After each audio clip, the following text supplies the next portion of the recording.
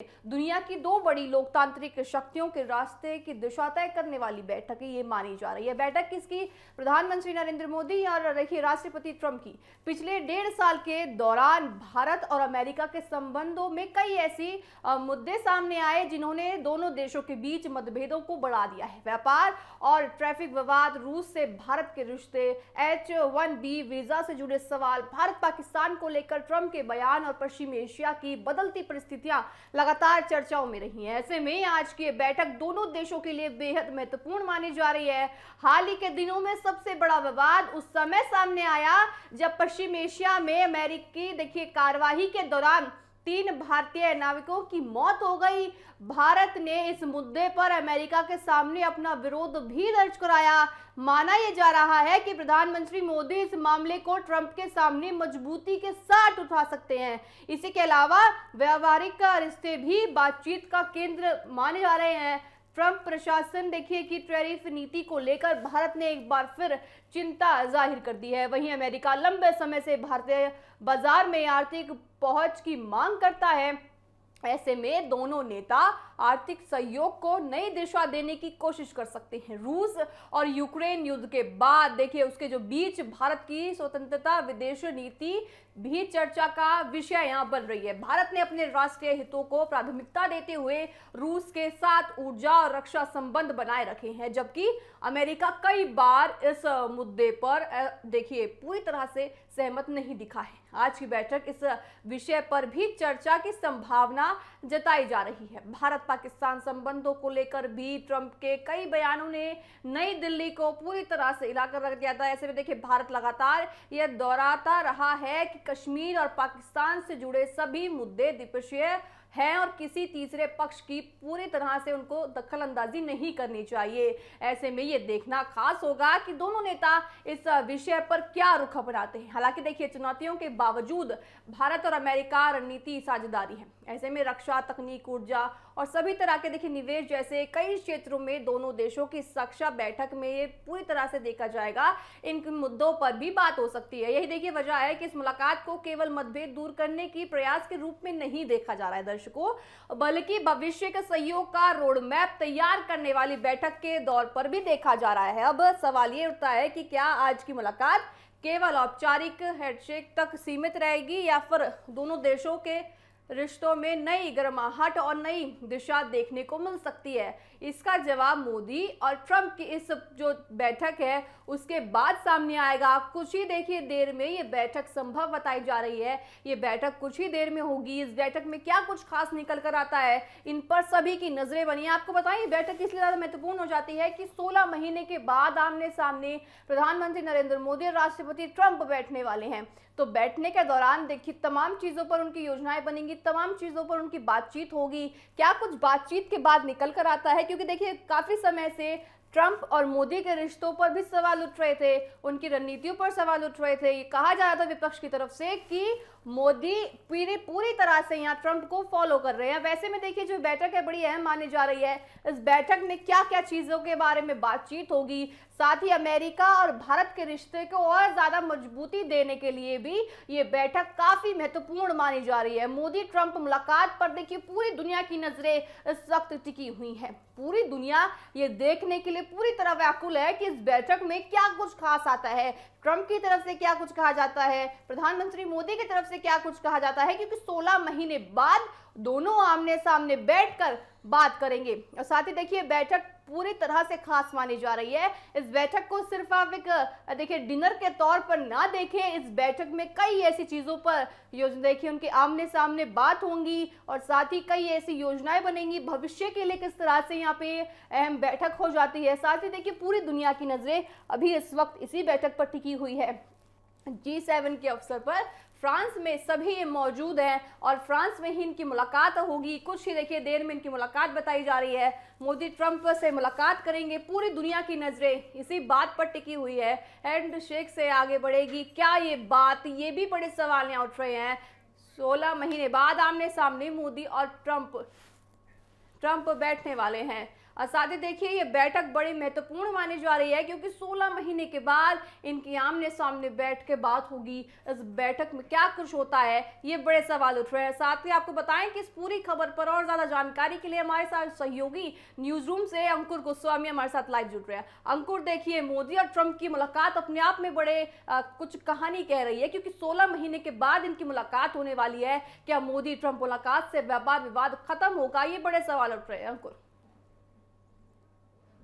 आपने जिस तरीके से सारी बातें बताई उसमें एक कहावत मैं बोलना चाहूँगा कि हाथी के दांत दिखाने के और खाने के और, ये कहावत हूबहू डोनाल्ड ट्रंप पर लागू होती है क्योंकि डोनाल्ड ट्रंप कहते कुछ और हैं और करते कुछ और हैं। अब जैसा कि आपने बताया कि आज G7 की जो G7 पर प्रधानमंत्री मोदी वहाँ पहुँचे हैं, डोनाल्ड ट्रंप वहाँ पहुँचे हैं और आज 5:50 पर डोनाल्ड ट्रंप और प्रधानमंत्री मोदी की द्विपक्षीय बैठक होगी। और ये जानना बहुत ज़रूरी है क्योंकि इस वक्त पश्चिम एशिया का तनाव है, जैसा कि आपने बताया, H1B वीज़ा का तनाव है, जैसा कि आपने बताया, टैरिफ का तनाव तो चलिए काफ़ी लंबे समय से हम झेलते ही आ रहे हैं। लेकिन अब सोचना ये होगा कि सबसे पहले हम आपको भारत का महत्व समझाते हैं क्योंकि भारत G7 का एक हिस्सा नहीं है।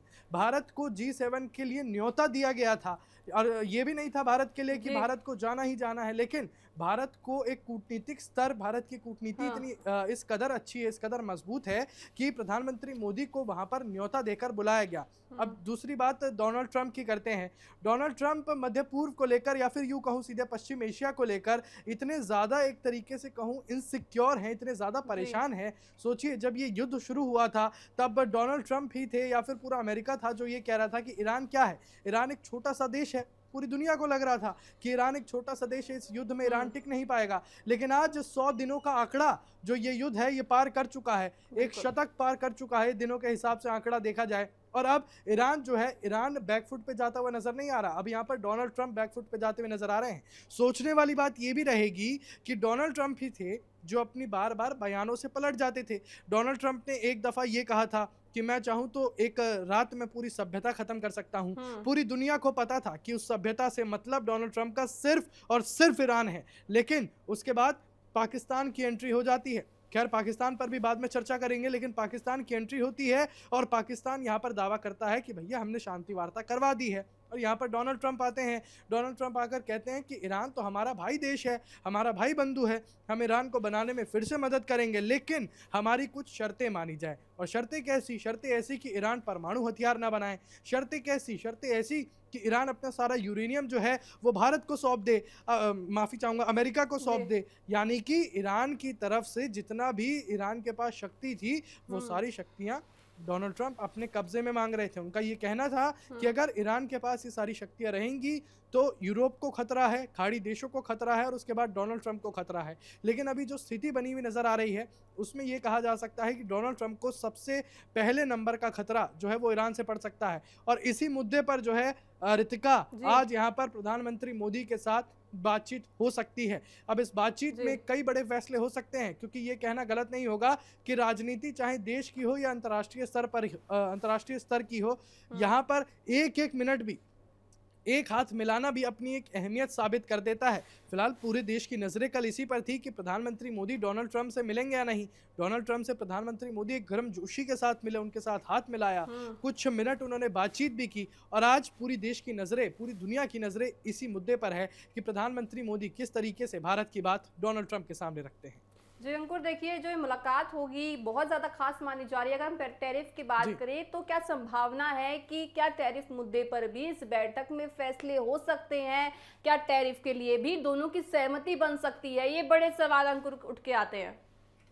देखिए रितिका, साफ सीधे कहा जा सकता है कि डोनाल्ड ट्रंप जो है वो मीडिया के सामने या राजनेता के सामने ये कह देंगे आसानी से कि हाँ ठीक है, चलिए आपकी ये मुसीबत है, हम आपकी इस मुसीबत को हटा देते हैं। लेकिन उसी रात को या उसके अगले दिन वो अपने सोशल मीडिया प्लेटफॉर्म पर ट्वीट कर देंगे कि हमने इस देश के लिए इतना टैरिफ बढ़ा दिया। अगर हम मध्य पूर्व तनाव की स्थिति अगर पूरे अच्छे तरीके से उसको देखेंगे और समझेंगे तो यहाँ पर डोनाल्ड ट्रंप ही थे जो सुबह आकर मीडिया के सामने इंटरव्यू देते थे, मीडिया को कहते थे कि अब ईरान के साथ समझौता काफ़ी अच्छा हो सकता है, 72 घंटे में सारी स्थिति जो है वो क्लियर हो सकती है, साफ हो सकती है और ये युद्ध खत्म हो सकता है। और यही डोनाल्ड ट्रंप है जो शाम होते ही कह देते हैं कि अगर ईरान हमारी शर्तें नहीं मानेगा तो हम ईरान पर बमबारी कर देंगे। और यही डोनाल्ड ट्रंप है जो ईरान से शर्तें मनवाने की बात पर जो ये कहते हैं कि हमारी बातें मेज पर पहुंच चुकी हैं, शांति वार्ता हो सकती है, ये वही डोनाल्ड ट्रंप है। उसके बाद सीधा जो है बमबारी करवा देते हैं, हमले करवा देते हैं। तो ये कहना अभी जल्दबाजी होगी कि अगर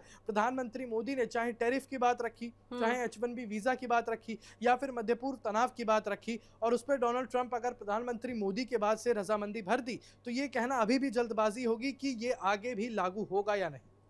जी अंकुर, देखिए रूस नीति पर क्या अमेरिका और भारत करीब आएंगे, ये भी बड़े सवाल उठ रहे हैं। साथ ही एक सवाल और आपसे लूंगी कि J1B वीजा विवाद पर क्या इनकी सहमति बनेगी, क्या बातचीत होगी, बड़े सवाल उठ रहे हैं। साथ ही देखिए पश्चिम एशिया में जो मुद्दा इस वक्त छिड़ा हुआ है, पश्चिम एशिया की जो जंग है वो भी अभी छिड़ी हुई है, उस जंग के लिए भी क्या दोनों के बीच में कुछ बातचीत हो सकती है? देखिए, सबसे पहले रितिका अपने दर्शकों को बताना जरूरी है कि जी। H1B वीजा है क्या।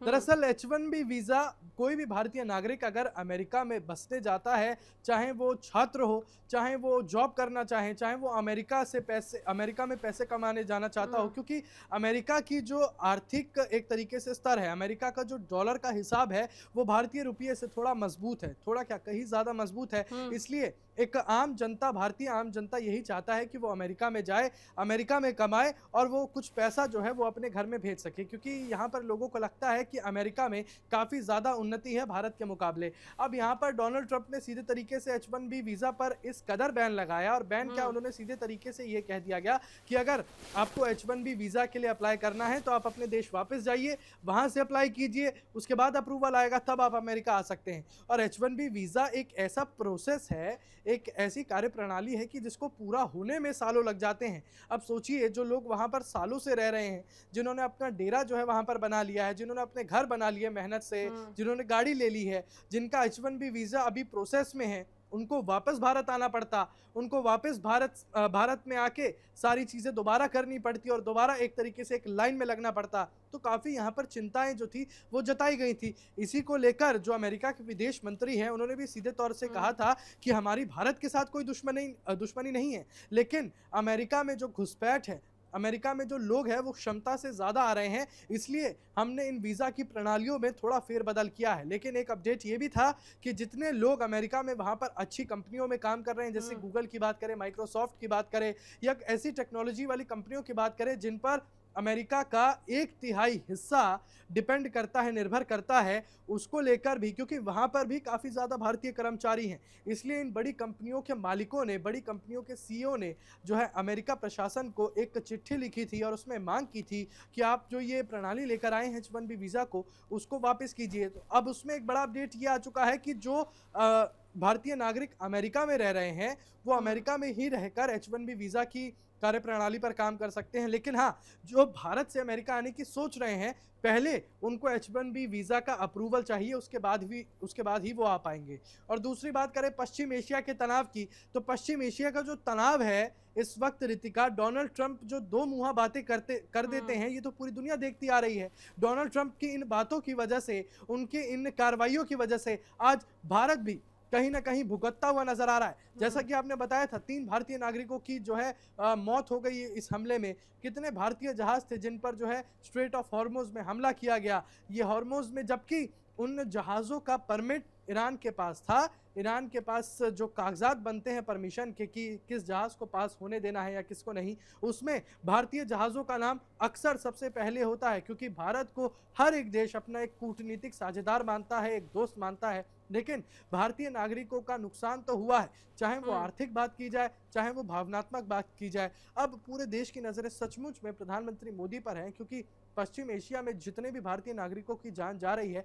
और जितने भी भारतीय नागरिकों को आज भी खतरा है, उनको लेकर पूरी दुनिया की निगाहें बनी हुई हैं। जी बिल्कुल अंकुर, देखिए देखने वाली बात होगी जो आज मुलाकात दोनों की होने वाली है, इस मुलाकात में क्या कुछ आने वाला है, कुछ ही क्षण में देखिए मुलाकात होगी। साथ ही आपका बहुत बहुत धन्यवाद इन तमाम जानकारी को हमारे साथ साझा करने के लिए।